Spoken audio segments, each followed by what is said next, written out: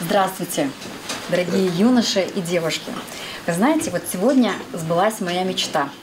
Я сейчас расскажу, почему. Меня зовут Мария Левина. Я на данный момент являюсь президентом региональной общественной организации «Женщина. Достояние нации». А путь к этому был длительный. 9 лет я выстраивала систему, которая помогает женщинам ощутить фундамент под ногами. А потому что у меня было очень много вопросов к жизни. И я просто шла и отвечала на эти вопросы. Но до этого момента мне было 11 лет посвящено IT-технологиям. И мне показалось, кто-то говорил, что он из авиационного университета. Какой-то молодой человек. Я не знаю, из того ли, с которым я, но, в общем, я училась там, в авиационном университете, правда, в Уфе. Я в Башкирии прожила около 13 лет. Поэтому у меня очень много друзей из Башкирии и из Татарии. И я очень пропитана всей этой культурой. 2 дня назад я была в представительстве Башкортостана на встрече самого высшего уровня, где тоже была в том числе молодежь. И вы знаете, мне настолько отрадно видеть, как объединяются башкиры, как объединяются татары, какие сильные процессы идут. Потому что единение единомышленников – это сейчас настолько бесценно, когда мы видим своих, когда мы в этой чистоте духа, намерения, в этой энергии двигаемся и понимаем, что у нас может быть колоссальная поддержка. Я училась, кстати, в потрясающей школе, может быть, вы знаете немножко Башкирию. Я жила в Уфе долго, но училась я в школе в Белорецке в городе. И там была такая известная школа, Белорецкая компьютерная. И там был потрясающий учитель. Ребята, которые учились в этой школе, очень выиграли много олимпиад. Вот я, в частности, в школе занималась обучением программированию, был такой акцент. И тогда это было новшество. Так вот, учитель тогда, учитель математики, он был потрясающий идеолог. Он настолько отдавал много детям, что он сумел создать такую мощную школу с выпускниками, которые до сих пор не одноклассники, а одношкольники, все одношкольники из этой школы общаются. И когда мы здесь собирали всех выпускников этой школы, у меня не было ни одного отказа, когда мы пригласили на встречу с нашим Романом Григорьевичем Хазанкиным. И мы до сих пор нашим классом дружим. Вы не представляете, мы каждый год до сих пор встречаемся, а это уже очень много лет. Я даже не помню сколько. В этом году, по-моему, будет 30 лет. То, собственно говоря, зачем все это предисловие? Ну, во-первых, мне хочется вам сказать, что на самом деле у меня такое ощущение, что я совсем недавно училась в школе в этой потрясающей, училась в институте, мы собирались в лесу, пели под гитару, что это было недавно. Но на самом деле все это фундамент, колоссальный фундамент. И я уверена, вы тоже знаете, что у вас в жизни подпитывает, да, а что, может быть, вы даже вспоминать не хотите. И глядя на вас, на вашу энергию, ваши лица, вспоминается самое лучшее, что было в жизни. Поэтому эта встреча очень дорога. Но почему мечта осуществилась? Дело в том, что 9 лет, когда выстраивалась эта школа, и школа действительно потрясающая, потрясающая с точки зрения не масштабов даже, да, а глубины. И помимо этой школы у нас есть потрясающие конкурсы, они абсолютно эксклюзивные, которые рвут шаблоны классическим конкурсам. Сейчас, внимание, красоты. Мы делаем театрализованные конкурсы красоты и достоинства, где через спектакли мы раскрываем женщину любого возраста, любого размера, роста и так далее, в ее самом большом великолепии. И на протяжении всей работы я нередко, знаете, слышала от мам, которые ко мне приходили, что а вот бы дочке тоже это все узнать, или почему я это много лет назад не знала. Вот нам бы вот эту же школу, но для наших детей. Но я понимала, что мы должны иметь право, да, разговаривать с вами. Когда внутри есть целостность, тогда я имею право это делать. И я хочу сказать вам, что сейчас много говорят, женщина может то, женщина может все, вообще много всего можно. Но почему-то никто не обращает внимания, не говорит про то, какая женщина придет, какая женщина выйдет замуж, какая женщина будет воспитывать ребенка, какая женщина будет руководить предприятием. А ведь это, вот вы вспомните тоже своих родителей, вы знаете, когда мама в гневе, да, лучше не подходить. То есть если вы не правы, и у мамы что-то не очень с настроением, то мало не покажется. И наоборот, когда родители в ресурсе, и мама в частности в ресурсе, даже в острой ситуации она сможет объяснить так, что вам не будет страшно, вам будет понятно, и вы почувствуете поддержку. И вот все то же самое происходит во всех слоях, да? Или это социальные проекты, или это политические проекты. Если женщина в ресурсе, если она в любви, если у нее в душе все хорошо, она там сбалансирована, нет боли какой-то постоянной, она будет давать миру благо, она будет давать семье благо, она будет детей воспитывать в этой благодати. И тогда мы не получим каких-то деструктивных решений, которые могут разрушать целую страну. Так вот, я над этим постоянно работаю. Не я лично, а преподаватели моей школы. И вы знаете, мне сейчас будет очень любопытно узнать от вас, ошибаюсь я или нет. Мне очень интересно не просто сейчас вещать, а мне интересно ваше мнение, и девушек, и юношей, ваше. Может быть, я ошибаюсь, но когда у меня был небольшой опыт взаимодействия, мне часто говорили, не всегда, но часто говорили, что я не хочу детей, и я не хочу замуж. То есть вот для моего поколения, да, это как-то звучит, как будто бы мир перевернулся. И я стала задумываться, неужели вот такое произошло влияние, да, такая трансформация с нашей прекрасной молодежью, которая является нашим будущим, что они не хотят дальше нести ответственность, рожать детей, воспитывать их, радоваться в этом и давать расцвет нашей родине, нашей прекрасной стране. Неужели это так? И мне захотелось узнать, а так ли это? Прежде чем что-то давать, опыт, там, практики, школа, которая отработала уже 9 лет, прежде чем что-то давать и предлагать, я хотела бы хоть что-то услышать, а так ли это? И я хотела бы узнать, а что же хотят современные девушки? И знаете, я бы хотела узнать, а каких девушек хотят видеть современные юноши, а какие проблемы есть, что вот вам сейчас, например, не нравится, да, и что бы вы хотели, чтобы поменялось. И это, наверное, основное, что сегодня мне хотелось бы с вами обсудить, вступить с вами в диалог, не назидать, не обучать, потому что прежде чем учить каким-то нравственным идеалам, прививать вам традиционные ценности, говорить о том, что семья – это прекрасно, нужно вообще понять, а что вам-то хочется, да?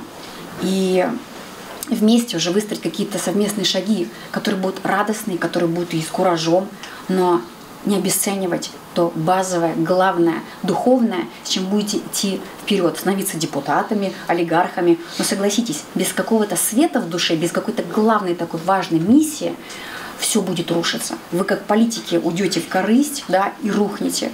Вы как олигархи уйдете тоже, да, в наживание, как бы будете имущество это наживать, но когда нету смысла в этом, потом будет страшное одиночество, и многие заканчивают самоубийством. Мы просто, знаете, не знаем эту историю.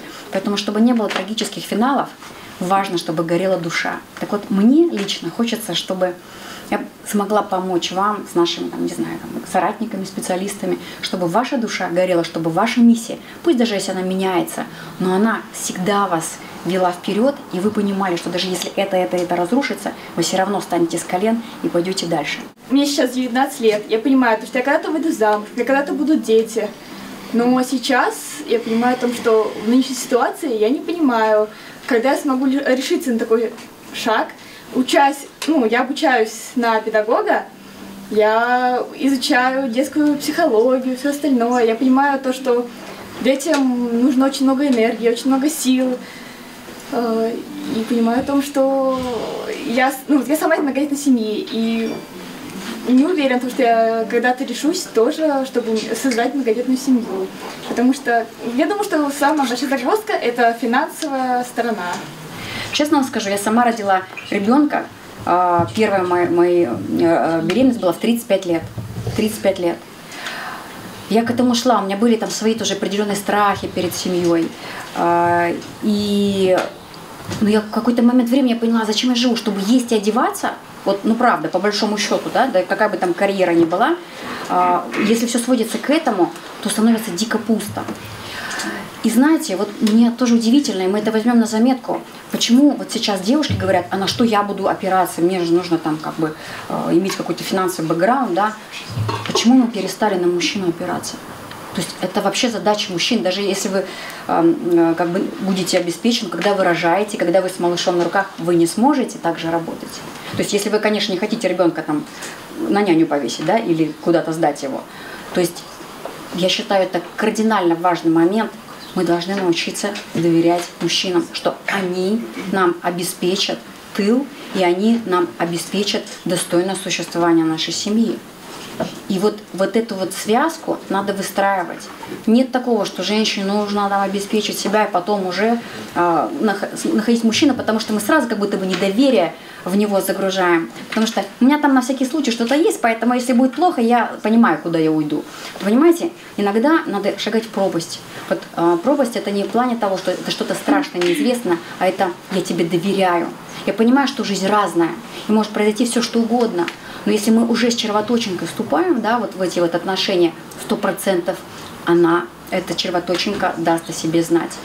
Поэтому я услышала вас, и я на самом деле понимаю, что это опять же вот все вокруг, оно об этом. Женщина самостоятельно, но мы разрываем генеральный альянс мужчины и женщины. Когда это же немножко мужская функция.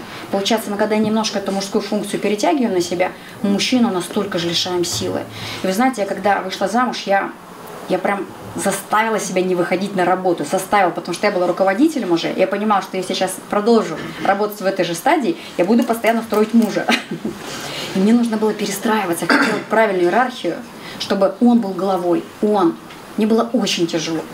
Но я понимала, что если я это не сделаю, этот альянс, он не выстроится. Мне пришлось переучиваться заново. И ничего страшного в этом нет. Но в этом огромная радость, когда мужчина чувствует свою мощь, когда он чувствует, что он нужен, он будет больше и больше зарабатывать. Я вам клянусь, в моем случае произошло вот 1000% так. А если бы я начала что-то на себя тащить, я бы все равно, как он, столько не заработала. Никогда.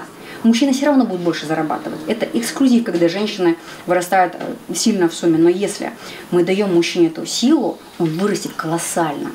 Вот понимаете, доверие тотальное, благодарность за все. И мужчина расцветает. Как я говорю, со мной невозможно быть бедным рядом. Потому что, я не дам шанса в этом, он будет все равно расти. А если мы говорим, нет, тут я сама, тут я тоже, тут у меня вообще запас есть, он не сможет раскрыться. Поэтому, знаете, это приключение потрясающее. Поэтому я благодарю вас за вопрос, он удивительный. Меня зовут Ирина Шальнева, я руководитель проекта Фонда поддержки одаренных детей и молодежи «Арт-Экспресс». Фонд находится в Москве, но объединяет при этом детей и молодежь со всей России. Хочу рассказать немножко про те проекты, которые у нас есть, и повзаимодействовать по тем проектам, которые бы, я думаю, мы могли с вами реализовать совместно. Значит, я так понимаю, что здесь студенты разных вузов, да, как бы из разных вузов. Я проработала также 18 лет доцентов в Российском университете дружбы народов. Может быть, есть кто-нибудь здесь? Ура! РУДН! Да, РУДНу привет, потому что это мой вуз, в котором я проработала. Вот. Но сейчас я занимаюсь детьми и молодежью. Основные проекты, которые мы реализуем сейчас, это мы собираем детей и молодежь, творческих, спортивных, интеллектуально одаренных ребят, которые участвуют в различных проектах. Основные проекты у нас такие: это концертная деятельность, то есть мы выступаем, ребята, которые поют, танцуют, читают стихи, пишут какие-то, да, произведения, мы выступаем на различных площадках. Если среди вас есть такие ребята, которые занимаются творчеством либо спортом, да, будем рады видеть вас в наших кругах, оставлю визиточку, вступайте в наш фонд, пишите, чем вы занимаетесь, рассказывайте про себя, для того, чтобы о ваших талантах узнали больше людей, да, и мы вас также будем приглашать на наши мероприятия для того, чтобы вы смогли показать свой талант. Далее, значит, наши ребята фонда также участвуют в выставках, то есть я вот вижу здесь потрясающие картины, которые нарисованы, да, я так понимаю, и детьми, и взрослыми. Мы устраиваем выставки, и если у вас есть, вы пишете картины, то мы с радостью также их будем выставлять на наших выставках, которые мы проводим. Сейчас вот недавно мы как раз провели выставку, приняли участие в выставке «Уникальная Россия», где также наши художники юные смогли ознакомиться со своим творчеством зрителей. У нас есть отряд, юнармия, это, наверное, вы уже немножко выросли, да, это как бы есть такое движение юнармейское. Вот. И есть у нас свой отряд юнармии. И даже есть своя команда КВН, четко «Патриот» называется, ребята так назвали, тоже это юнармейская команда. Организовываем мы экскурсии по городам России. То есть возим ребят по различным городам. Вот недавно вернулись мы из Калугу ездили и ездили в Сергиев Посад. То есть это поездки, в которых ребята знакомятся как с достопримечательностями различных городов, знакомятся между собой, общаются и так далее. То есть где они могут знакомиться и взаимодействовать. То есть не везде есть, да, такая возможность, как вот у вас здесь, собираться вместе и общаться. Это, конечно, потрясающе просто. А также наши ребята участвуют в телевизионных проектах. То есть если есть некие проекты, то мы приглашаем ребят. Может быть, кто-то слышал, был такой проект телевизионный «100 вопросов взрослому». Никто не смотрел, по Первому каналу был такой проект, где приглашали звезду, и 100 ребят, вот таких вот, да, как вы, задавали им вопросы, 100 вопросов задавали там за какой-то промежуток времени. Также вот наши ребята там принимали участие, задавали вопросы, становились героями программы, взаимодействовали. Это, да, это очень интересно на самом деле. Вот. Выступаем в благотворительных мероприятиях, но также наши ребята ездят в лагеря, то есть у нас есть возможность отправлять детей в лагеря. Что касается аудитории, которая сегодня находится здесь, значит, у нас сейчас открываются такие предложения по молодежным проектам. Я думаю, что среди вас есть люди, которые инициативные, да, или которые, может быть, хотят реализовать свой проект, но при этом они понимают, что у них недостаточно, может быть, какой-то поддержки, да, или, может быть, они вот у меня есть какая-то идея, но я не знаю, куда обратиться, там, с кем объединиться и так далее, да. Тоже, если у вас есть какие-то проекты, мы их можем реализовывать как сами, так и обращаясь либо к Роспатриоту, либо каким-то другим организациям, которые занимаются именно молодежными проектами. Поэтому, если у вас какие-то идеи есть, абсолютно любые, не стесняйтесь, пожалуйста, пусть они даже, может быть, вам кажутся совершенно неинтересными, еще что-то. Всегда находится аудитория, которой, да, ваш проект будет интересен. Это на самом деле так. Я буду очень рада, если кто-то из вас там позвонит, да, или напишет, скажет: вот у меня давно я хотела там реализовать такой проект, и мы всячески поспособствуем тому, чтобы этот проект стал реальностью, потому что раз есть, как говорится, если звезды зажигаются, то это кому-то надо, да, так и так. Если у вас есть какая-то идея или предложение, то значит это кому-то нужно. Я хотела бы выразить благодарность от Фонда поддержки одаренных детей. Мы искренне ценим совместную работу с вами, успехов, процветания. И спасибо за то, что вот эти ребята сейчас не болтаются где-то на улице, да? Они собрались здесь, в такой замечательной атмосфере, да, знакомиться. Низкий вам поклон, потому что таких людей действительно очень мало, но мы нуждаемся в таких, как вы. Спасибо вам большое. Спасибо.